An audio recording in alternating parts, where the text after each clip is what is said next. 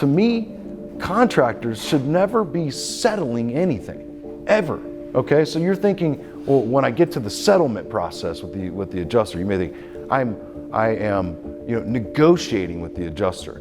No, we're not. We're contractors, so we can't negotiate with adjusters, right? We're just hired as the contractor to perform all repairs that are prescribed by them, all right? And when we go to carry out those repairs that they list out for us, then all of a sudden we run into a brick wall, because then we find out, oh no, we can't do the project for all the items that they've prescribed. And then we have to lay out those items for the insurance company to convey to them with the evidence and the proof and the documentation to convey to them what they're missing, all right?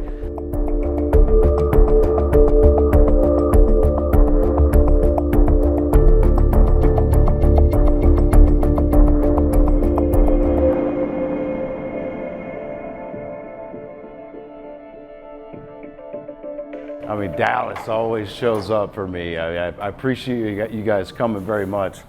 This is like my going on my 5th year of doing these events, and it all started in Dallas, like where I raised my daughter in this area, and it's always a special place for me. I live in Ohio now, so I don't live here anymore. So when I come here, it's like sort of like a homecoming. So I'm so grateful for you guys to decide to show up today and dedicate your entire day to invest in yourselves, and you believed that you could pick up some additional resources and knowledge today by doing that. And so I realized that the money's one thing, but the time, I believe, is your most valuable asset. So I'm so grateful from the bottom of my heart for you guys coming today. And I am absolutely, as one thing you have to know about me, is I am absolutely desperate to provide you guys with value today. Like I intend to, as much as humanly possible, over-deliver in anything that I promised you that you would come to get today. I'm going to be 46 here in, I guess, a few days. And I think people that are around my age or older, I hear a common thing after doing over 100 of these events, that if I came because if I could pick up just one extra thing, to put in my toolbox, then that would be so, that would be worth my time.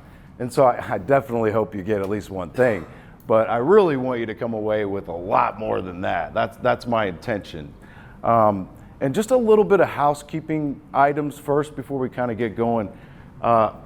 I promised in the site where you signed up, or whoever bought your tickets, that you would get access to a ton of files, very valuable documents and forms and files, Xactimate estimate templates, 27 different estimates that I personally wrote over time on all different types of projects are in there, PDF and ESX version. So if you don't know what ESX is, you'll kind of have an idea what that is before the end of the day, I'm sure.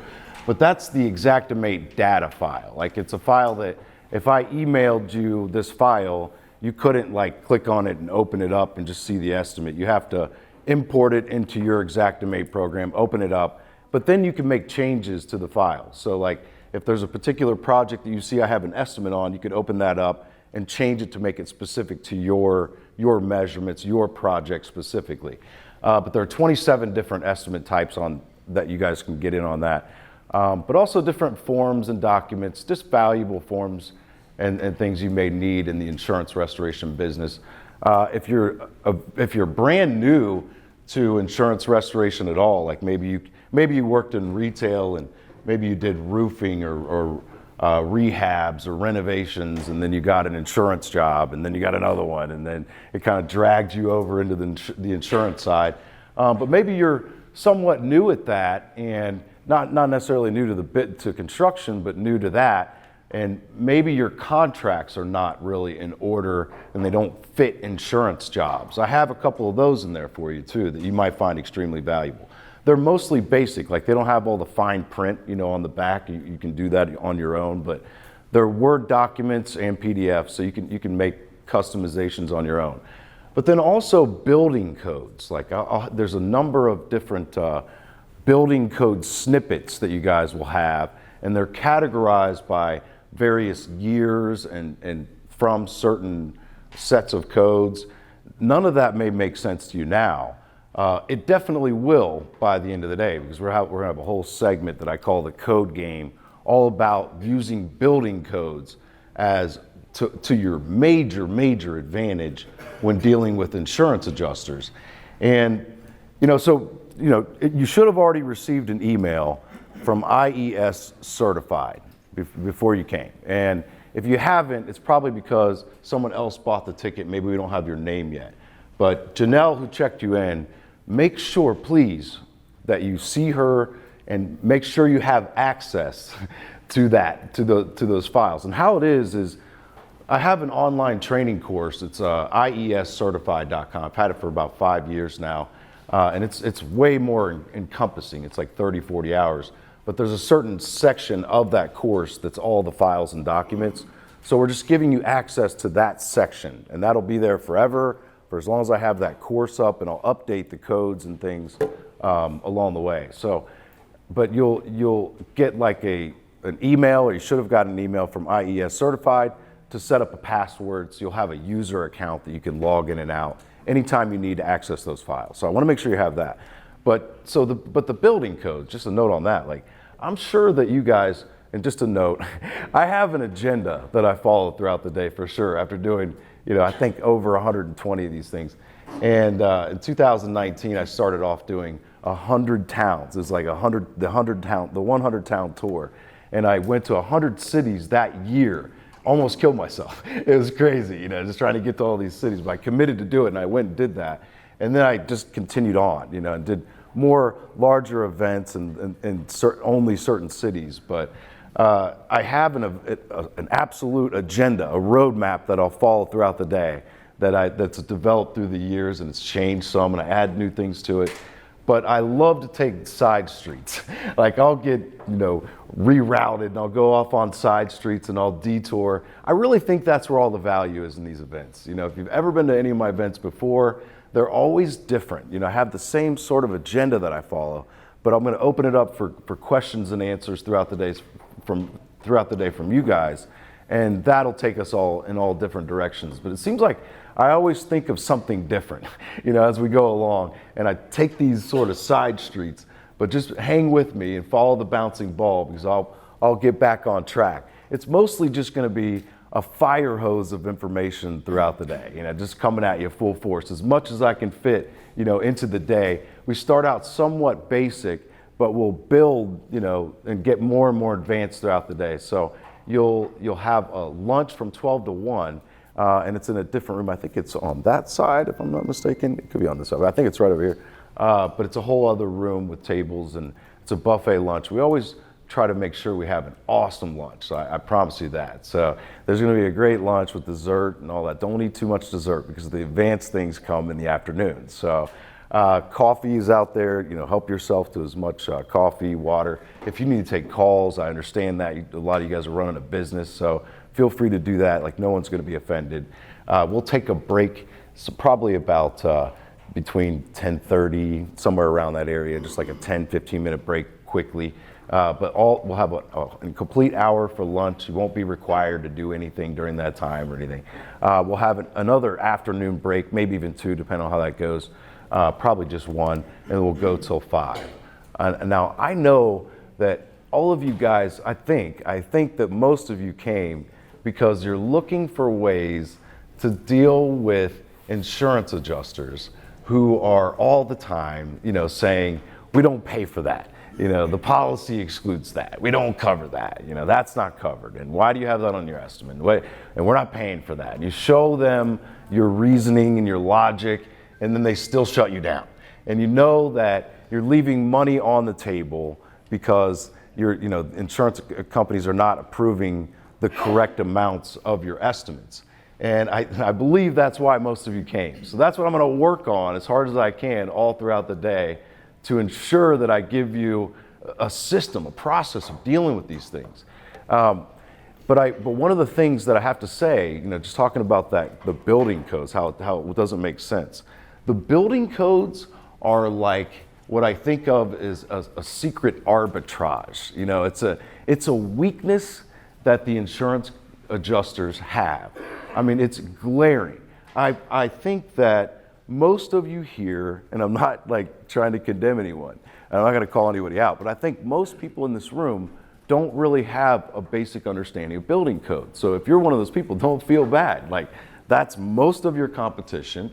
From what I've seen, thousands of contractors through the years, over 23 years.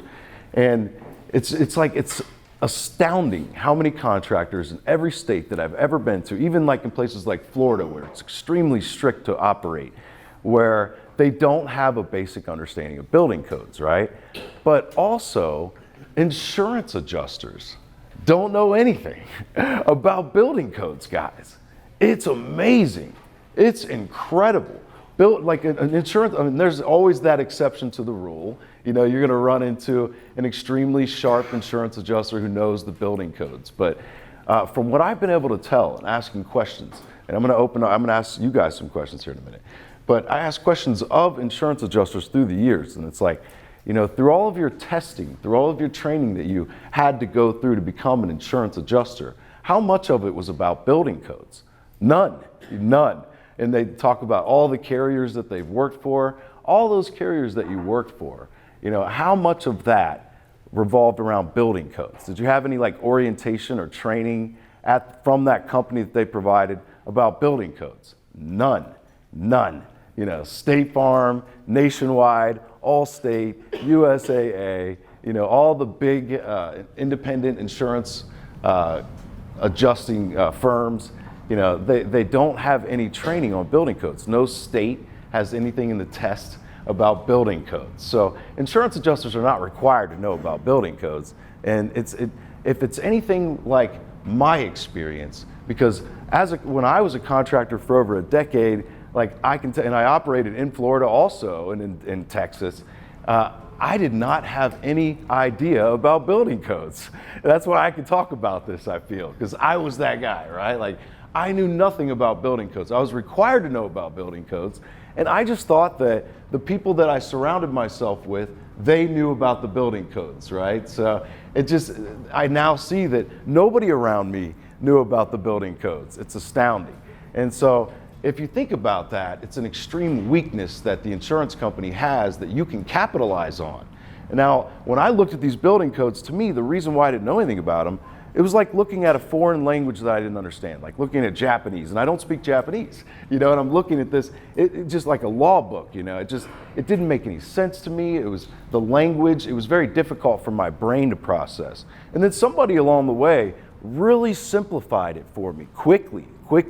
And so that's what I'm going to do today. Like, there's one segment that we're going to do after lunch that I call the code game. Because to me, it's like a game. All this is like a game that I'm trying to win. I'm trying to get better at my game to win. But you're going to see throughout the day, like, I am passionate about this, what I do. You know, I'm passionate about this industry. I'm passionate about this game. I take this game, so to speak, very, very seriously, you know, but I'm extremely passionate about winning. Not to be perfect. Like, I'm not undefeated. I'm not striving to be undefeated, but I want to be the best. I want to be the most winning out there. That's what I'm striving to be. And by sharpening myself quickly on these building codes, like before you leave today, I feel like everyone here is going to know enough about the building codes, what you need to know to start capitalizing and having that advantage with insurance companies. Because, you know, all the time, these insurance companies are talking about, you know, they don't pay for this, they don't cover this, and the policy doesn't pay for this. The policy excludes this, right? And so I got to tell you, let me be the first to tell you, like, you guys cannot, if you're not a public adjuster, if you're not an insurance, if you're not an attorney, you cannot discuss policy and coverage. Like, no one can. Contractors absolutely cannot, but also like engineers can't, building consultants can't, people that the insurance company sends out. You cannot discuss policy and coverage with the insurance company. So like, you can't say, well, the insurance policy says this, and so you have to pay. Like, because now you're unauthorized acting as a public adjuster, and they're cracking down on that. I mean, you could probably get away with it for years, but you're not operating like the way you're supposed to be if you're a contractor. The contractor needs to stay out of policy and coverage, okay? So like, some people will send things out to a public adjuster and to, appraisers and things like that, and that's great. There's a place for all those professionals, but like, you can't play that role. You can't do that, So it's just a lot of people had no idea that they can't talk about policy and coverage. So when an adjuster starts talking to me about the policy excludes this and the policy doesn't pay for that, then I will physically repel from them. I will physically back up and say to them, whoa, Mr. Adjuster, it sounds to me like you're talking about policy and coverage. And I'm just a contractor, so I can't talk about policy and coverage. So that sounds, daunting, right? Like you're like, well, then what do you do? Well, all day long, I'm going to talk about how to win in that contractor lane. Like, you're a contractor, so be a contractor. I want to help you win as the contractor, because I actually believe that the contractor has all the power. I think the contractor has the most power. If you look at the insurance restoration industry and all the players that are in the game, all the different roles that are out there, right? The insurance adjuster, the attorneys, and appraisers and public adjusters, and all those people, the property owner. I really do. The property owner has, I would say, as much or maybe even more or just a little bit less than the contractor power. The property owner has a lot of power, but the contractor has a ton of power, and a lot of people just don't realize that. But think about it. When you're out there building, when you're doing the job and you're responsible for planning the job and prepping it and actually ordering the materials and getting everything done, overseeing everything, just following it through to completion, like, more about that job, more details about it than anyone out there, than anyone that's ever going to be there. You have all the controls. So like, there's a lot of myths out there that contractors are not allowed to discuss price with insurance adjusters. You absolutely are allowed to discuss price with insurance adjusters. You're probably going to have to, on most jobs, like at some point, discuss the price with the insurance adjuster. So that right there is a myth. It's not true. They say that a contractor is not allowed to identify damage. That's crazy to me. You can't identify damage? Meaning, can you go and diagnose something's wrong with something, and you go and figure out what's wrong with it and why, maybe, the causation of it? Absolutely, that's within the lane of the contractor. I mean, think about it. If you're just like a handyman, like you have a handyman service, right? And someone contacts you to fix a screen door, don't you have to figure out what's wrong with the screen door to be able to diagnose it and fix it? Like that, it's just preposterous to me. So sometimes we just have to back away from all that and realize we're contractors. Let's be contractors. Let's do the things that contractors do, right? So that's a total myth. People say you can't talk with the adjuster. You can't do that. You absolutely can talk with the adjuster. All right. So first and foremost, get a sip of water here.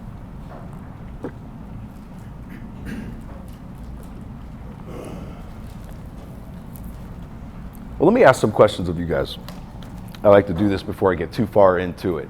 I want to find, and I think that you guys will like this because you'll find out who all's around you right now, right? One of the great aspects of this is the networking that I never truly envisioned when I first got going with these things, but it's just amazing. If you're like me, when I was coming up in the game, like, there was none of these events that I knew about. There was no, the social media. I didn't know where to go on things like this. But I think I thought I knew everything anyway. So, I was just stuck on myself, and that was a failing mindset for sure. But I guess the only way to learn is to maybe get with the competition and find, try to pick their brain. But I didn't want to get with the competition because I didn't want them to know what I knew. I was really I was wrong in how I looked at it when I was young. And I got wiser and more mature through the years, and definitely changed that all the way around. But I just want you to take advantage of that. Like sometimes when I go to things, I go by myself sometimes. I tend to not talk to people and just kind of do my own thing. So you may be a little bit like that, but try to reach out to some of the people that are around you, because they could prove to be valuable resources over time, valuable connections. But I want to ask of you first, are there any attorneys in the room? Raise your hand if there are any attorneys in the room. I don't know of any that were going to be here, but sometimes we have attorneys. So I'm going to ask all the different roles of who's here, right?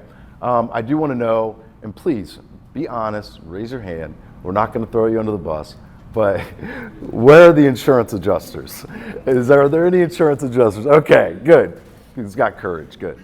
So I had 175 in Chicago recently, and no one raised their hand when I said insurance adjusters. There's always insurance adjusters in the room, but how are you, brother? Good. Tell me about what you do. Are you doing it now, or you just? Yeah, but I'm a contractor first. Okay. Got into insurance adjusting to learn how to deal with the adjusters. To learn how to deal with the adjusters, So all right? I've worked probably 5 or 6 hurricanes. Sweet.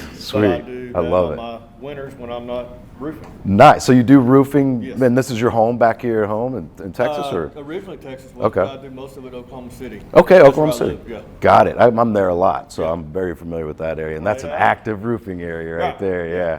So you do roofing there, but you're an insurance adjuster, and you kind of do that on the side. I've been doing roofing for probably since 2009.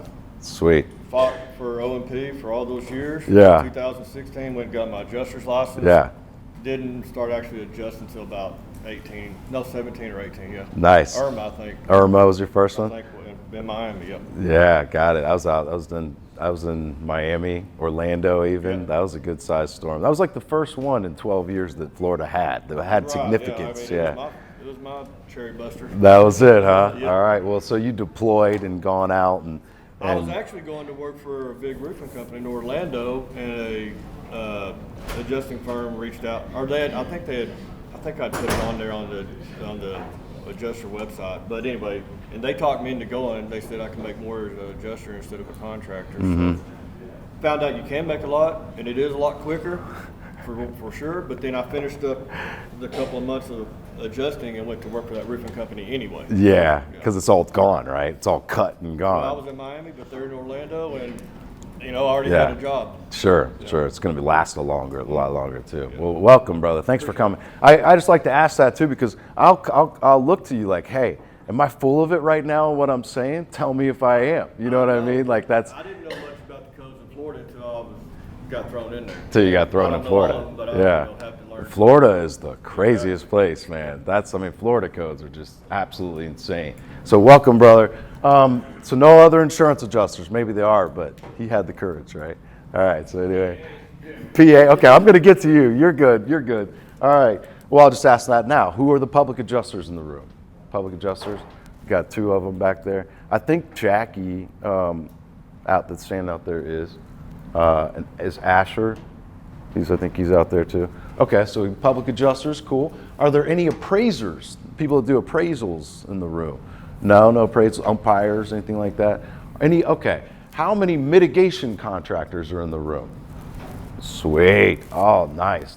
You guys all do mitigation. Now, out of the mitigation folks, how many of you guys work with contents at all?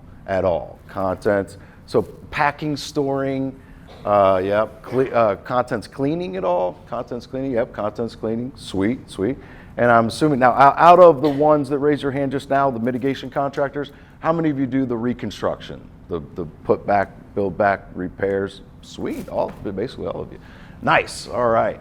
So that's like the full service insurance restoration companies right there. They do it all, everything related to insurance. Are there any like critter control type companies? I have to always ask that because I get a couple of those. I don't want to miss anybody in there. All right. And are there any, let's see if I got that all right.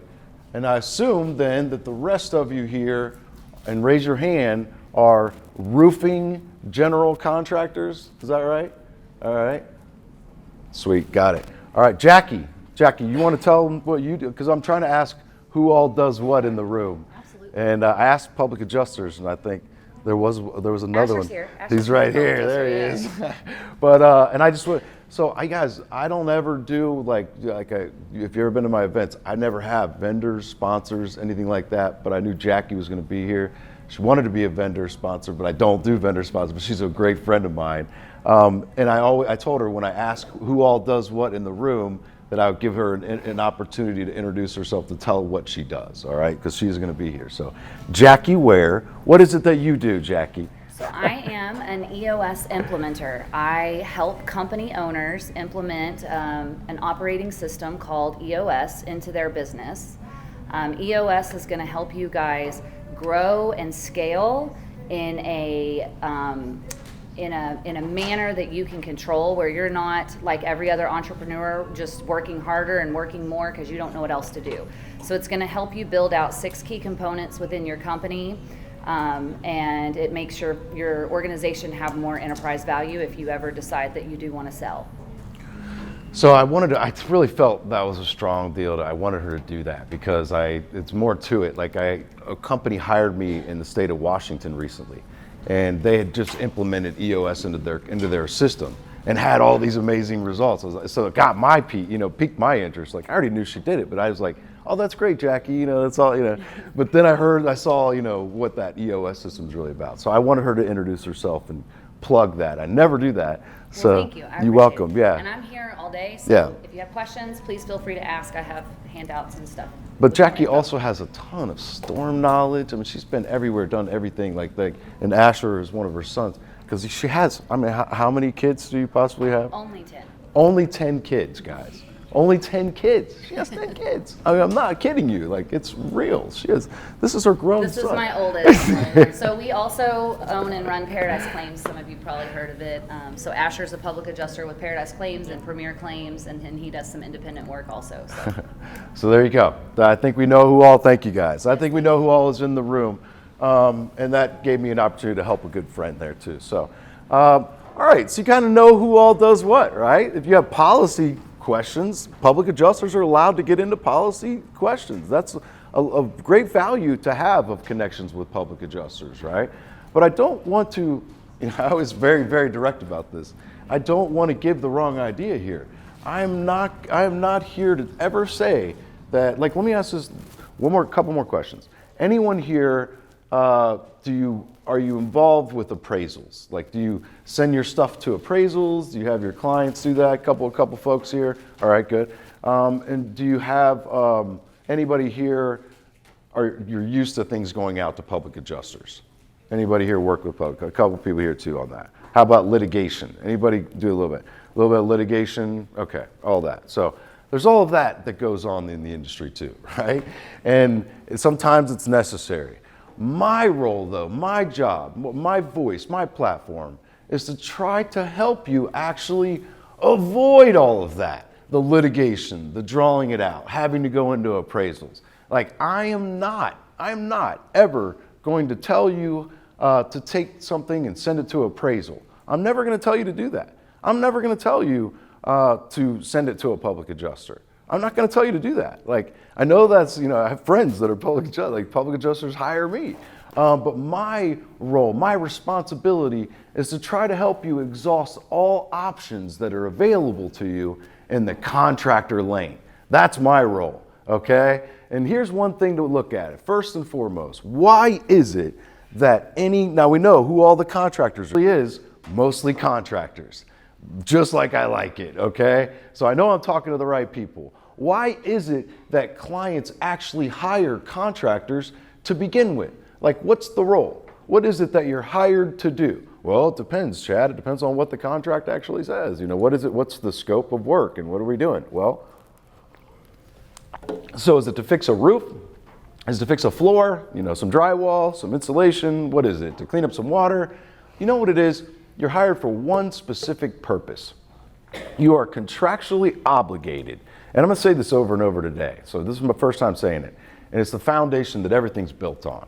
Every response that I give to an adjuster, every rebuttal that I give, it always starts with this line, this one saying. It is the responsibility that I was hired to do. It is the role that I was hired to do. That I was contractually hired, contracted to do. And and here's what the contractor is hired to do. The contractor is hired to perform all repairs that are prescribed by the insurance claim. All right? That's the role of the contractor. Okay? I'm going to repeat it again so you get it. Like, I know it's a lot, it's a mouthful. The contractor is hired to perform all repairs that are prescribed by them, by the insurance company, by the insurance adjuster. And I'll add to that, for the total cost, the total approved RCV, the replacement cost value. That's my version. Like, you can charge whatever you want, okay? But that's my version. That's what I would charge, okay? Is that I am hired to perform all repairs that are prescribed by this claim. Claim number such and such for the total approved RCV. That's my version, okay? But that's why I'm hired. So if an adjuster asks me, well, why do you have this there? Or do you approve this estimate? Or is this or that, right? Do you this, do you that? Well, Mr. Adjuster, I was hired to perform all repairs that are prescribed by you, and then I give my response, right? Like, I get to a job site and I'm like, Mr. Adjuster, don't mind me, let me stay out of your way. The only reason why I'm here is because I was hired as the contractor to perform all repairs that are prescribed by the claim. So I'm not here to tell you what to do. I'm here to find out what it is that you prescribe. I'm here to get my marching orders from you. Does that make sense? I'm here to get my instruction list from you. That's what it is, right? And then so the insurance company writes the order and I carry it out. That's what it is, okay? That's what I'm hired to do. Now, of course, over 23 years of doing this, I have never seen an insurance adjuster estimate, over thousands of them. I've never seen one that actually had enough money in it. I've never seen that. With the one, caveat that, of course, there'll be a typo maybe. Like the typo where they add an extra zero accidentally, an extra, to the squares, is like it gets corrected, But like, other than that, I have never seen an estimate that was high enough, that included everything on a job. It's amazing. Why is that? There's a lot of reasons why that is, but the biggest reason is this. If you just simplify it all the way down, is that each and every line item on an estimate equals a dollar amount, right? There's a dollar amount right next to it. So if it's missing line items, it's missing dollar amounts, it's missing money. And these estimates over time that I've seen, that is the common problem. They're missing line items from the estimate. It's as simple as that. Now, why they're missing line items, that's another story. We can go down that road, right? But it's as simple as that. The estimates are missing line items. All right, so we just have to get them to include all of the line items that are supposed to be in there, right? It sounds easy. We know it's not easy. If it was, no one would be here right now, right? It is extremely difficult all the time trying to get them to include these line items. But I also believe that one of the biggest reasons why they missed these line items to begin with is because they didn't even see the line items. They didn't see the items necessary to put those into the estimate, right? So that begins at the inspection. And the inspection is where I earn all of my money, guys. That's where I earn all my money. That's where all the money is earned, in the inspection. Like, my inspections are not 20 minutes long. They're 2 and 3 hours long or more, on most clients, you talk about roofers, I know there's a big roofing area right here. Roofing projects, if it's a roofing project, I'm inspecting every room, closet, and hallway in that building. They're talking about hurricanes. I've worked, I think, 17 hurricanes, lots of them in Florida, most of them in Florida. But I've gone in and seen buildings ripped apart, just totally ripped apart over and over and over again. But it doesn't matter if they're ripped apart or there's just a little couple water spots. I'm going to inspect every room, closet, and hallway in that building. I'm going to inspect the attic if I possibly can. I'm going to get into the attic and inspect it thoroughly. And on the outside, I'm going to inspect every inch of every elevation of that property and all the other structures and all the other, the patio furniture and the barbecue grills. I'm getting it all. I'm looking at every little thing. The mailbox. It's funny how nobody remembers to look at the mailbox. The mailbox almost always has damage. I'm looking at the mailbox, because I believe that every job site is like a crime scene that must be investigated. I really do. Like full on CSI style, crime scene technicians, the whole thing has to be dusted for prints to figure out what happened here, every aspect to it, and what it's going to take to put it back together. But one of the reasons for that, the biggest reason perhaps, is that it's going to take proof and documentation, okay, and evidence to win in this game. I'm so not sorry to tell you that. Like if you're looking to come here today and find some sort of magic bullet, that you can, like some sort of form that I could maybe give you that you get the homeowner to sign, because I've seen all kinds of things through the years, Like I don't have that. There is no magic bullet. There's just not. It's going to actually take a lot of hard work. It really is, and if you don't want to do the hard work, you got to hire somebody that's going to do it. You're going to have to do something or not be in this business. Like to win, if you want to win with these insurance adjusters, it's going to take a lot of hard work. They're always going to change up. They're always going to do new things. They're always going to put way more money than any of us could put together to try to shut us down. So you have to understand that. But it's going to take a lot of hard work. And on the inspections to start with, like taking your time on those inspections. So, we think of, in this industry, there are really 3 phases to it, I think. I think there's 3 categories of it, if you will, what type of work there is in this industry. And I think that if you had to break it down, and that's one of the things, is that there's not a book on this anywhere. There's not. Isn't that a problem? Like, there's not like a college degree we can go and get in this, whatever this is. I kind of call it inspections, estimates, and supplements. Like, that's why I call my course the IES training. Because I looked around like 5 years ago and I thought, man, I've been picking up a lot of ways to finally beat them, and I feel like if I get hit by a bus or something and I'm gone, like what's going to happen to all this information? Like people have to have it somehow. Like should I write a book or something?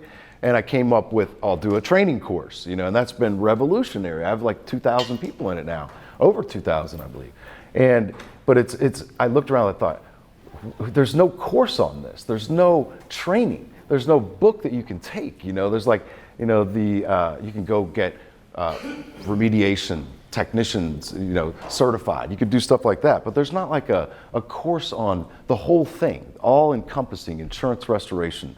And so that's really what I felt my calling was, to step into that and say, okay, allow me to be the guy that does it, and develop some training on it, But there's no book that says what are the 3 phases of the industry, So it's just my version, and that's all this is me opening up my hood and sharing what I do and sharing my process. Not to say like what you're doing is wrong, and you have to do it my way. Not at all. Like you may see different things that I'm talking about and find ways to incorporate that into your process, or you may change everything. I don't know, but that's going to be on you. But I feel like the 3 categories of the industry are mitigation, contents, and reconstruction. So we talked about the mitigation contractors, and I asked them, do you do contents? Do you do reconstruction? Like they do all 3 phases. That's kind of where I was going with that. But let's talk about the mitigation for a moment. Like first you think of companies like ServPro and companies like that, the different franchises, and like some of the bigger ones, Belfour, it's huge, right? It's like the leading international, restoration company, and other companies, right? But mitigation, you think of every single property owner has an obligation of stopping the bleeding, of mitigating the damage. And that's one thing, in their policy, they are required to do is mitigate the damages. So if a pipe breaks in the wall, busts in the wall somewhere, starts leaking water everywhere, water's going all over the place, then that property owner has the obligation of stopping the flow of the water from the first moment they find out about it, right? Like it doesn't say that if they're a little old lady and they don't have the resources, then they don't have to do anything. No, everybody, you have to mitigate the damages, right? So like first that may involve a plumber to shut off the water if that person can't figure out how to turn off the water, right? But then a company like ServPro would come in and remove the water, get it back to dry, get the water, sucked out, and remove anything that's non-salvageable, like maybe carpet pads, maybe even carpet or certain types of flooring, removing it. You may come into projects and see where the bottoms of the drywall along the wall has been cut out already, and the insulation there as well, like a flood cut, it's what it's referred to. A mitigation company may come in, remove the baseboard and the trim, cut out the wet drywall, get rid of wet insulation, get everything back to dry, set up fans, set up dehumidifiers, right? And in that category, that mitigation work, if you will, there's, category 1, category 2, category 3 water damage, for example. Category 1 just being like water coming from a sink maybe, where it's just fresh water, it's not really toxic at all, it's totally fresh. That's category 1 water damage, where it damages the maybe cabinets or damages drywall, flooring, whatever it is. Category 2 is a bit more yucky. How's that for layman's terms? Category 3, you think of like sewage backup, like full on, maybe like black water coming out of the drain, that kind of thing. That's category 3. Other things can be category 3 as well, like water spots where they develop into something a little more toxic, right? And I hate to say the word, but the word mold, I'll say it, but other than that, like it's a bad word in our vocabulary. Like we don't say mold, guys. Like mold is out. Like get rid of mold from your vocabulary, okay? That's pro tip number 1. Like mold, I just get it out. Get that word out. We don't say mold, we don't say rot, okay? Nothing's rotted. Nothing's mold, okay? Like so for all intents and purposes, there's levels of mold everywhere in everybody's house, everybody's building. It's just a matter of how hot is it, how toxic is it, how bad is it, right? And so, but the thing is that most policies have types of certain exclusions, caps, limitations, okay, when it comes to mold.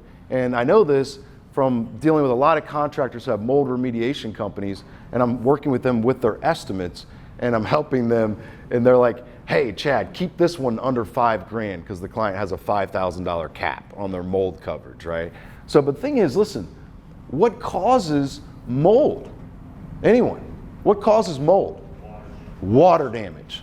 Water, okay? So it's not mold, it's water, guys. It's definitely water. Like I'll have my Xactimate up here in a little bit. We'll look at a couple different things, but I'll show you like the categories in Xactimate if you're not familiar with it, or water, remediation and the items for that, but also hazardous materials, where it's more the category you would get items for the protocol for mold remediation. But a lot of the work for really bad water damage is the same that you have to do for mold, So, and if it's not, you need to do more of that, because mold is a bad word. But also rot, you see where adjusters, they don't want to pay for like bad decking.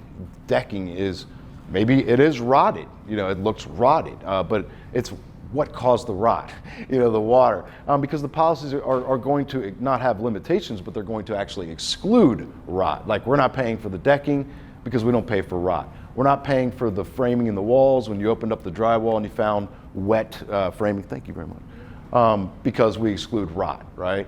And so, but it's not rot. Like one of the things that you're going to learn through the building codes, if it is decking, there's actually 4 different building codes that'll deal with that specific problem.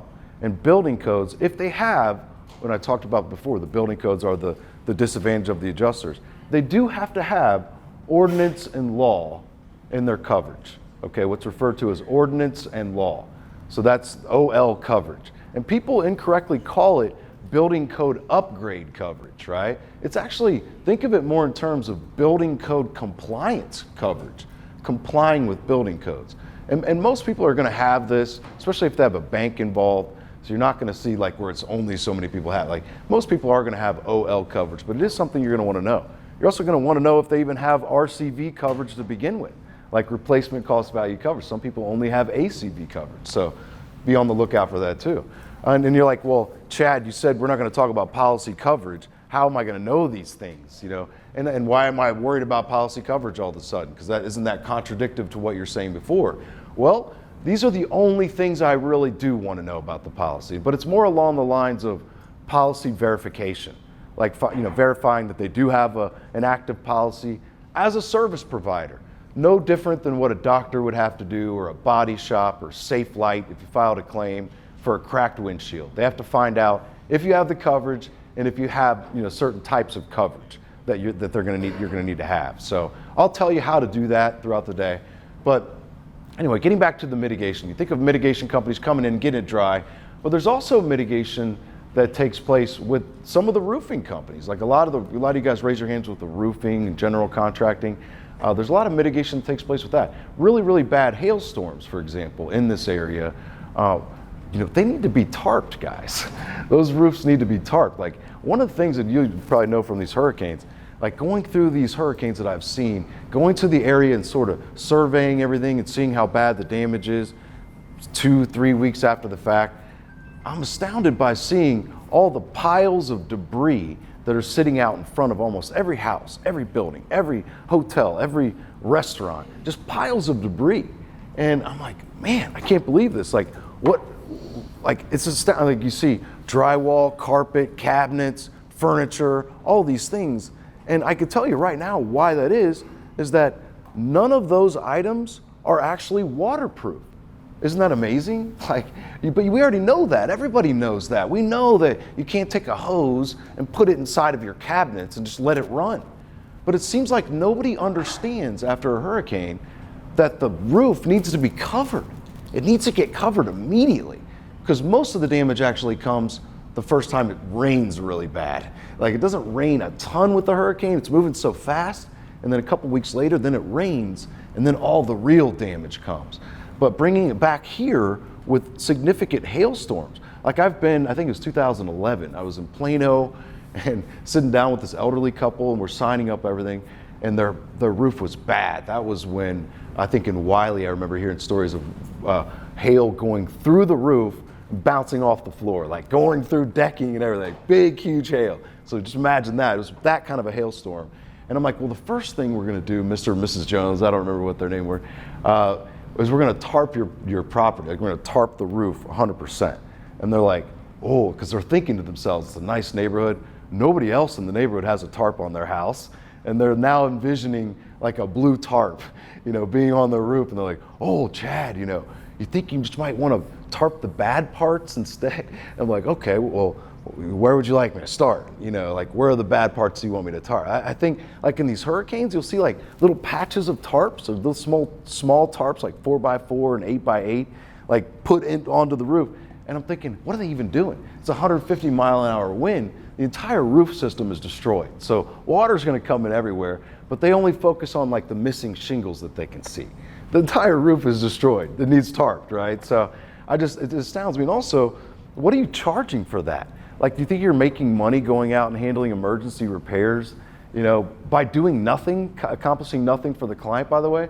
Like, look in Xactimate. There's a tarp estimate in my files that I have in there already for a really small roof, like residential roof.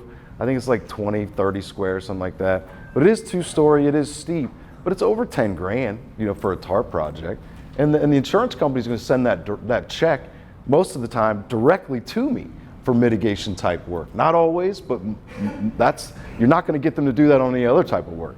But mitigation work, there's an emergency services work authorization as one of the forms in the files. Use that, get the client to sign that. Let's get a tarp on, while we're out there trying to get business, let's get it tarped, right?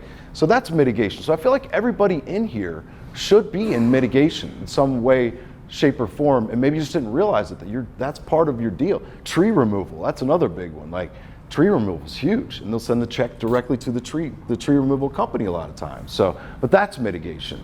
Now you think of like the water spot that you see on a roofing project that a client's like, hey, look, I want you to see my water leaks on the inside, right? And you may ask them, do you have any water leaks, right?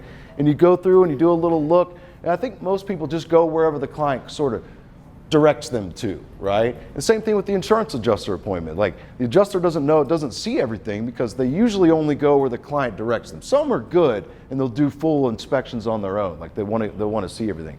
But so you think of like a drywall ceiling and you see a little water spot on the top and they point it out, it's a little brown spot, right? And you see it and you're like, oh, Mr. and Mrs. Jones, don't worry about that. Like you can just put some kills on there, you don't want to worry about we're going to do the roof, and the stuff on the outside, and maybe you just spot that up on your own. You don't have to worry about that. And what you're trying to do is just get all the money to go towards the roof and try to cover the deductible, do different things.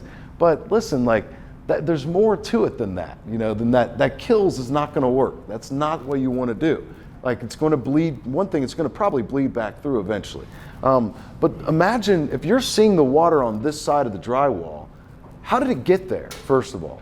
Like, so think about that. The water, like, came through maybe an opening in the roof, like maybe first sat in like bird waste or algae or whatever else, and came down through maybe flashing and rusted metal, and through decking and rotted wood. We're talking about through insulation, and thus compromising the R values of the insulation, right?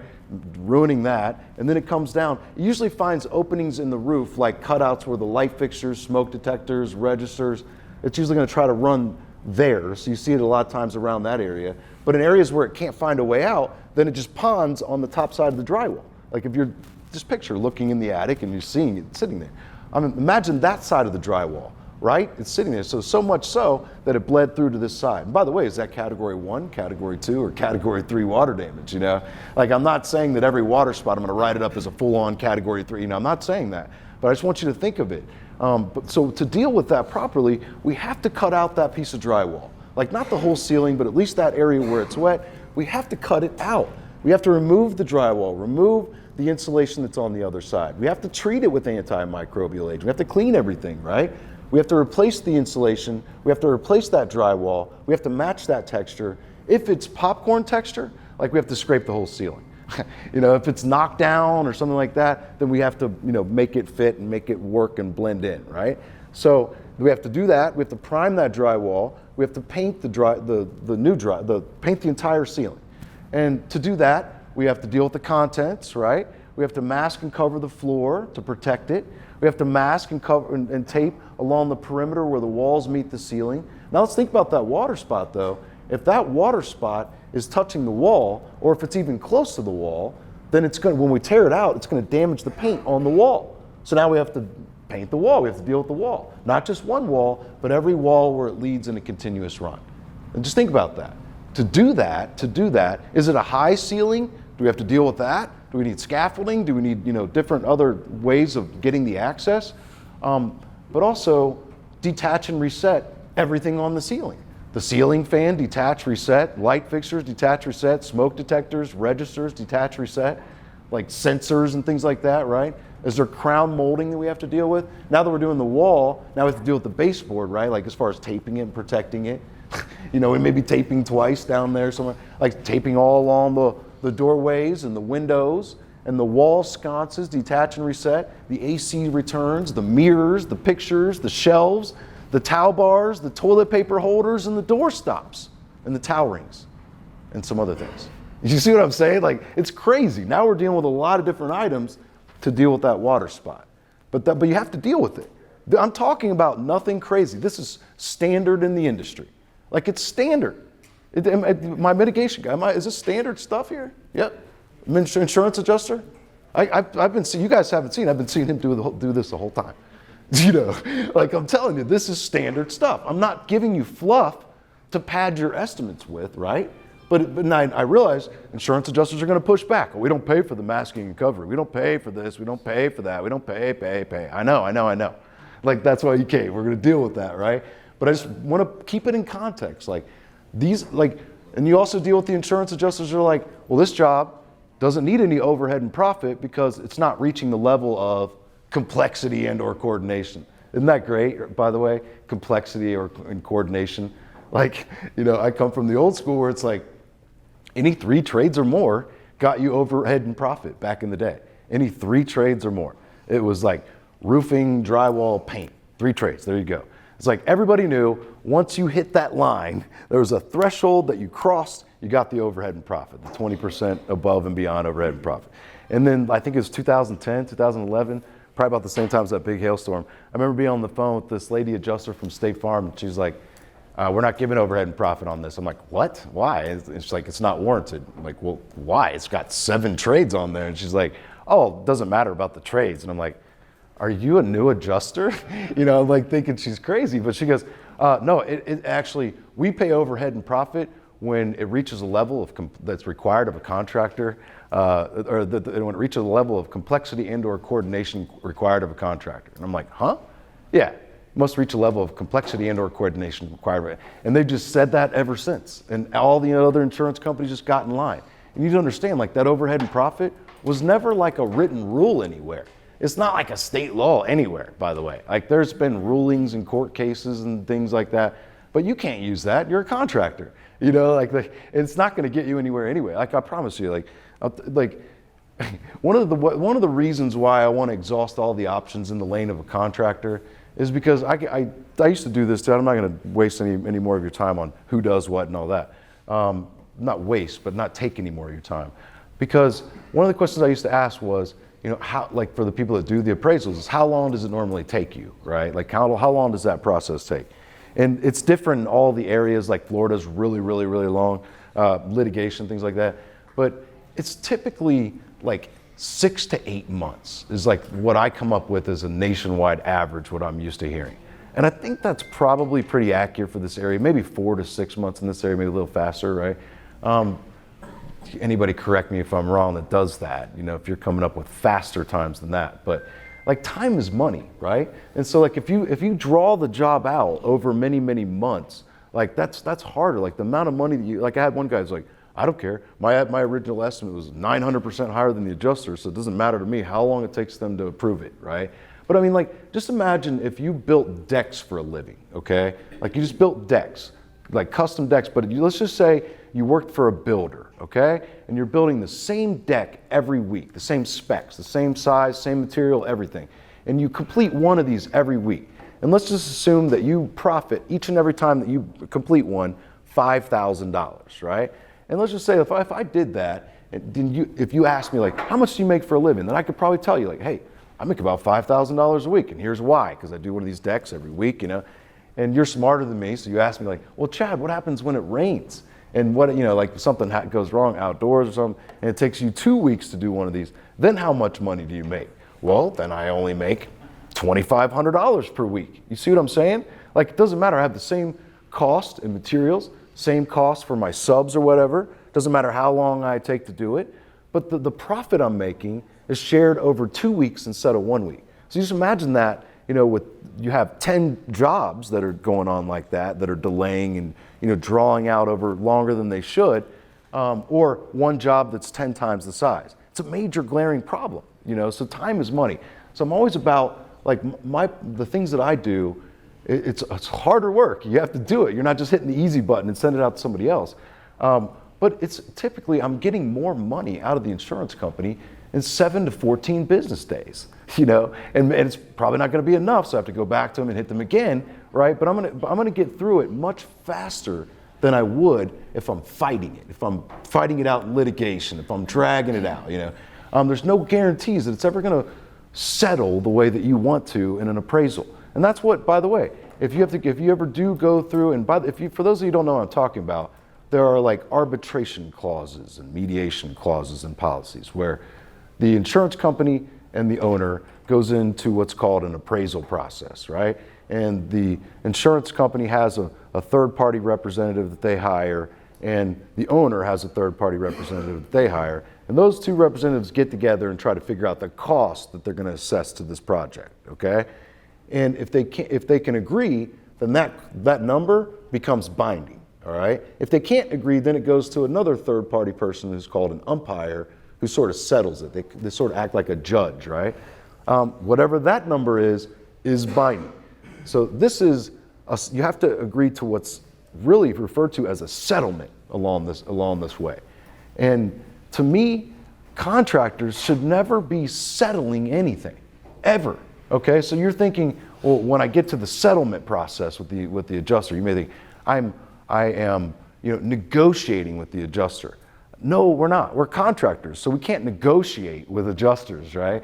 We're just hired as the contractor to perform all repairs that are prescribed by them, all right? And when we go to carry out those repairs that they list out for us, then all of a sudden we run into a brick wall, because then we find out, oh no, we can't do the project for all the items that they've prescribed. And then we have to lay out those items for the insurance company to convey to them what, with the evidence and the proof and the documentation, to convey to them what they're missing, all right? But, so just give you an idea, so we talk about the mitigation with that water spot, right? Now let's go back to the next phase of the restoration industry, which is contents, because that would come into play too. And I just want to say, this is another area. I missed the boat in building codes as a contractor, and I missed it big time with contents. Oh my goodness, guys. And I love it when you guys show up in masses, because it's like me trying to redeem myself for what, excuse me, for what a jerk I was by missing codes and missing contents. I truly regret that my clients did not have the best of service that they should have had, simply because I didn't know about codes and I didn't know about contents. And when I say contents, maybe what you're used to seeing on these projects where there's some interior work is you're seeing that, oh, by the way, before I move on to that, I buried my punchline on the other part with the overhead and profit, complexity and/or coordination. That water spot and all that it takes now to deal with it, doesn't that sound like it has complexity and coordination involved? It's not just a simple water spot that we're putting kills over. Oh no, this job is complex and requires lots of coordination, right? But going back to that water spot, all through the year, you may be used to seeing in the estimate what I would see, which is move out, then reset contents.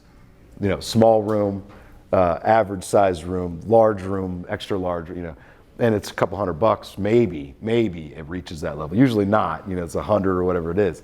And that's what I was used to seeing through the years. I would try to make sure it was there when it's supposed to be. Adjusters would fight me on that too. But then when I was doing virtual estimates, like in 2010, I was the first company out there to provide virtual Xactimate estimates for contractors nationwide. And I had clients in Canada even. I mean, it was gangbusters because nobody out there was doing it. Now there's tons of companies that do that. But I had the portal where they uploaded all their information and measurements and photos, and then I would turn around and Xactimate estimate. I was doing them in French in Quebec, Canada. It was crazy, doing estimates everywhere. And this guy came to me and said, "Can you do a contents pack out estimate for me and a contents cleaning estimate?" And I said, I have, and I've done other estimates for him. He did small fire, smoke damage, water damage type jobs, but never contents. And so I had a relationship with him, but I told him, full disclosure, I've never done one before. I've seen it in my Xactimate, but I've never done it before. I don't know what to do. He goes, "Well, it should be pretty easy because I have everything organized and inventory, and if you can just give it a try, we'll see what we come up with." I said, "If you're willing to work with me on it, I'll certainly give it a try." He said, "Sure." So I get in there, and I had to write a contents cleaning estimate and a contents pack out estimate separately. It was for farmers. Small fire damage. It was a kitchen fire, small kitchen fire that was put out right away. And that's the thing, though, when you think of mitigation, fire damage, really the smoke is the most important thing that really leaves behind most of the cost, because the smoke goes everywhere, it leaves behind the soot, and the odor is the worst part. It's the hardest thing to get rid of is the odor. And so you have to follow extensive protocols to remove the odor from the home. And that's another thing about mitigation, on a situation like that, and this was a 3-bedroom, house, just one floor, but it was just smoke went all throughout the house. Now everything's got to be clean. Everything has to be clean. So you think of the door, detach and reset door, that's a line item, and then clean door hardware, right? Or detach and reset door hardware, clean door hardware, right? The doorknob, the lock set, detach, clean lock set. You follow me? Clean the door itself, reattach the door, and then the trim, the casing around the door, clean it, right? The light fixture, clean it inside and out, right? Clean the baseboard, clean the windowsill, the wall, clean everything's got to be clean, and sometimes has to be primed with an odor controlled shellac. The attic framing may need to be clean and then primed. This is adding up, isn't it? Right? There's a lot of items on this job. So, but in addition to that, all of the contents, all the clothing, all of the bedspreads and the curtains and the rugs and everything has to be professionally dry cleaned and treated with ozone deodorization. like it's pretty extensive. And I'm like, wow, how do you even do that? Like I don't even know where to begin. But everything in the house. And also it has to be packed up and inventoried and boxed up and moved into climate controlled storage while the job is going on, and then moved back and unpacked in the home when it's done, okay? Now, all throughout the years, I had told my clients, like, hey, they're like, what do we do about our contents? And I was like, well, you don't really want our guys going through your personal stuff, so just you pack it up and we'll move it out of the way for you. What a jerk. That's why I feel so bad. I had my clients out there doing all that work that they shouldn't have had to been doing. They were not getting paid for it. And then we would move it out of the way and definitely not be getting paid enough to do what we were doing. So anyway, I write up this estimate and I get into the Xactimate, and it's CPS is the category, contents, packing, and storage. It has everything in there, like small box, medium box, large box, extra large box, bubble wrap and furniture pads and dishes box and mirror boxes and mattress covers and just everything you can think of to move somewhere, like that a professional moving outfit would do. But it's inventory and supervision charges, but like boxing, inventorying is a charge. So like you think of, I don't call them movers, I call them technicians. Like they go in and they have to inventory everything and document everything and pack it up and take special care with it. But then there's labor charges, there's supervision charges. By the way, anything mitigation, between 8 or 9 a.m. to 5 p.m. outside of that hours, Monday through Friday, is considered after business hours. So if anything has to be taking place after hours, and there's more of a premium on the per hour charge. So I couldn't believe how much was really available for content. And there's moving vans and different size moving vans. There's climate controlled storage. Like another tip, like don't allow them to just settle for a pod, a job site container, storage container or something like that. Don't settle for that. Like that's ridiculous. Like I wouldn't want knowing what I know now, I would not want the contents of my home outside of my driveway in some box. I want it in climate controlled storage where it's absolutely taken care of at appropriate temperatures, at appropriate moisture levels, right? That's not exposed to someone coming and taking in the middle of the night, but that's all in there as well. And then there was the contents cleaning, where everything you can think of is in there, like woman's fancy blouse, like men's sport jacket, lazy boy chair, like just stuff like that. There's a baby's bib and crib liner, just to give you an idea of all the different things that are in there, like upholstery and things like that. And so everything that the guy basically gave me was in there, except for a Budweiser sign, like a neon light up sign. And I found neon sign in there in Xactimate, but I couldn't find anything about Budweiser sign. But you could do your customizations in there. But I want to tell you that each estimate was $20-something thousand. Like it's combined, I remember it being $43,000, right? And he's laughing, right? I'm serious. That's why I was like, this is crazy, Like I was very, very concerned about that, because I had a relationship with a guy and I charged based on the price of the estimate. That's how I charged. So like the more it was, the more I made.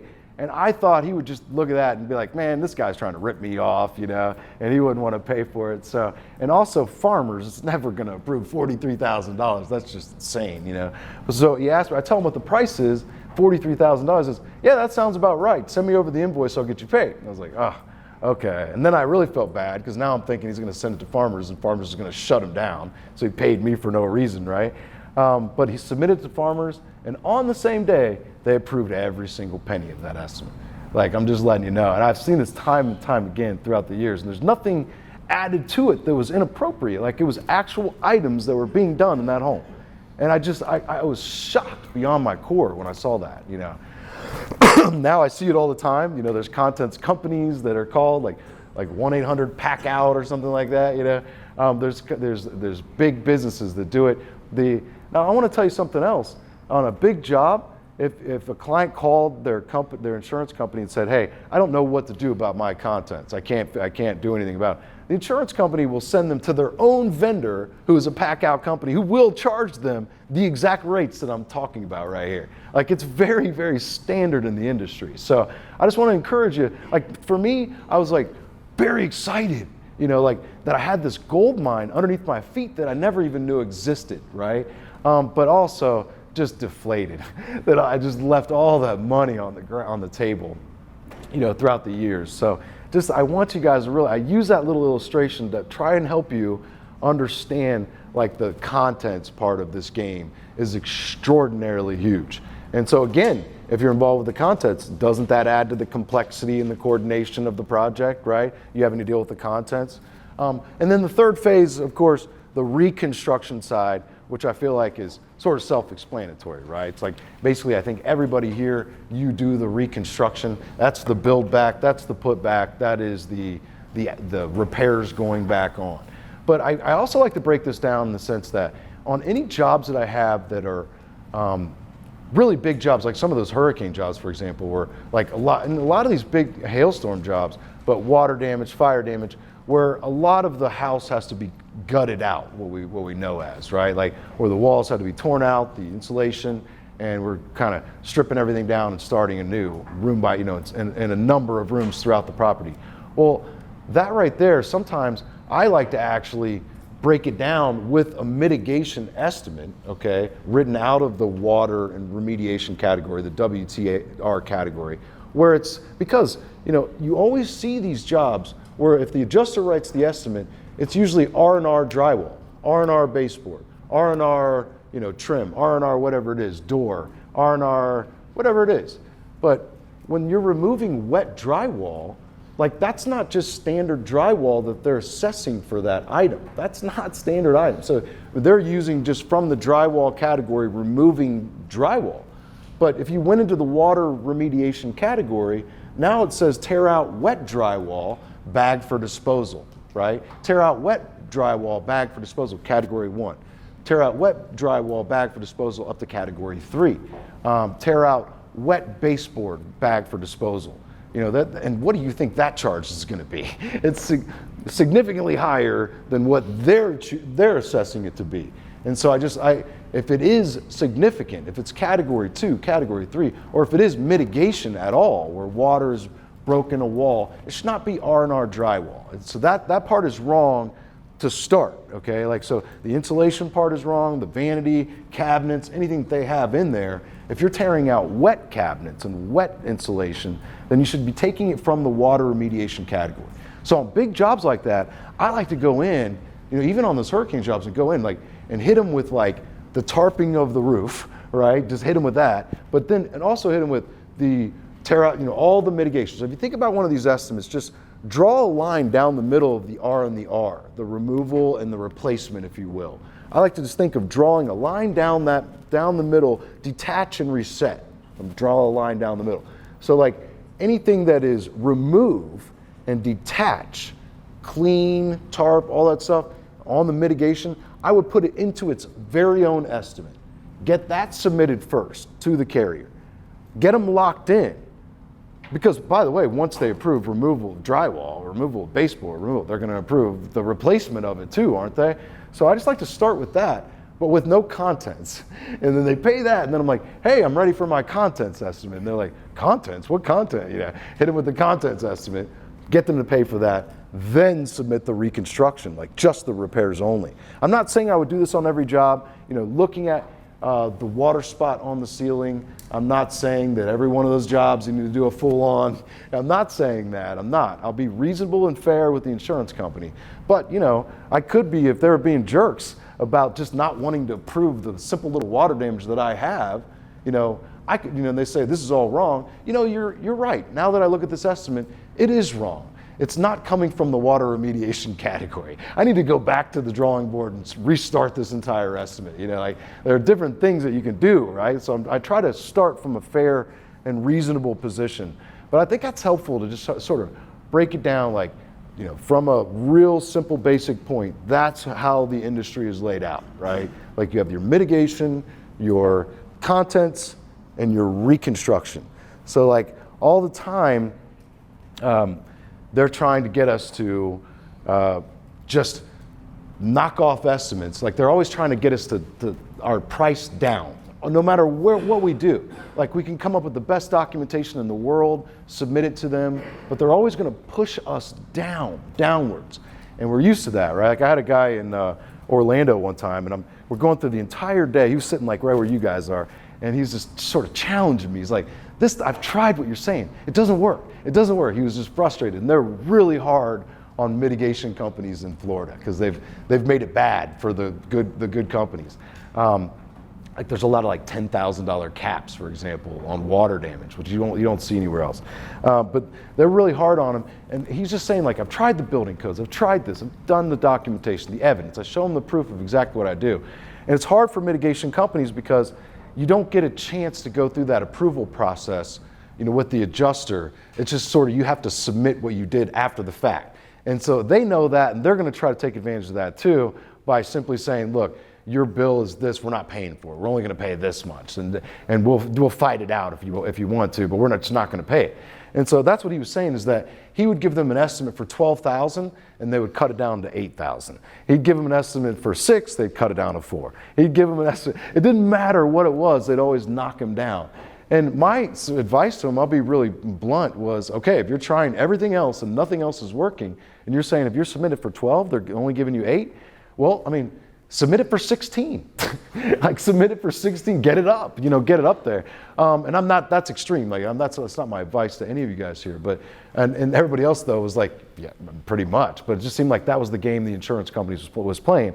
And that's the worst extreme example of how to illustrate what they do. They push you down. But I do want to say that it's so important to me to start from the highest position, knowing that they are going to be pushing me down. Not saying that I'm adding a temporary toilet on a simple little roofing project. You don't need to do that. There's a lot of things that people put on their estimates that are just outrageous. Like I'll give you another pro tip, and I catch some slack for this. Like, I'm going to definitely put any safety related items that need to be on the estimate there, but I'm not actually going to put the word OSHA on it. I know there's a lot of school of thought, like you have to do the OSHA stuff and put it in there and explain to them why the OSHA stuff is required. But that's just my advice. I don't know why that is, but it seems like once you say the word OSHA, they don't want to pay for it. It's so crazy. So I will follow OSHA standards and get them into the estimate where they need to be. But that's just another tip, like OSHA. But I think people take the OSHA way too far. They're like, oh, we have to have all these protection standards in place. You do, and you have to follow all the regulations of OSHA, but sometimes they're taking that to a too extreme area. So I'm not a fan of adding just unreasonable items. I don't want to ever, you'll see my estimates, you'll see I don't add fluff on there, but what I do is I include every single line item that should be there. Every single one. So when I'm talking about the detaching reset of all those fixtures and everything, I'm putting every one of them there. I have to find them first, and I want to be able to prove that they are part of the project, right? But I'm going to put every single one of them there. Maybe along the lines, they're saying, we're not going to pay for this, we're not going to pay for that, and there'll have to be some give. But if I don't start from the highest place, I'm not going to be able to end up at a good high place as well. Does that make sense? But yeah, another thing too, is that everything I'm doing is that I want to do it from a counterpuncher perspective, if that makes sense. So I want to let them always make the first move to me, all right? I want them to sort of open that door themselves and step in it, all right? And step in that trap, not the trap that I'm necessarily setting for them. I want them to set it for themselves, but I want them to make the first move. What does that look like? Like, an insurance adjuster gets to the job and they meet me there, and I tell them that I'm there, I'm the contractor, and they say to me, do you have your estimate? And remember what I say, guys. The first thing I always say to an adjuster is, well, I was hired as the contractor to perform all repairs that are prescribed by you, so I don't have an estimate, all right? I'm just here to find out what it is that you want to be on the estimate. I am able to produce an estimate. I also, by the way, I use Xactimate. I hear you guys use Xactimate. So I can produce an estimate. I have sort of the structure of one put in place and started that I could use, but I don't have an estimate because I was the contractor that was hired to perform all repairs that are prescribed by you. It's funny because when I usually say, and I use Xactimate, and I understand you do, and they're usually like, can you send me the ESX file? Can you send me the ESX file?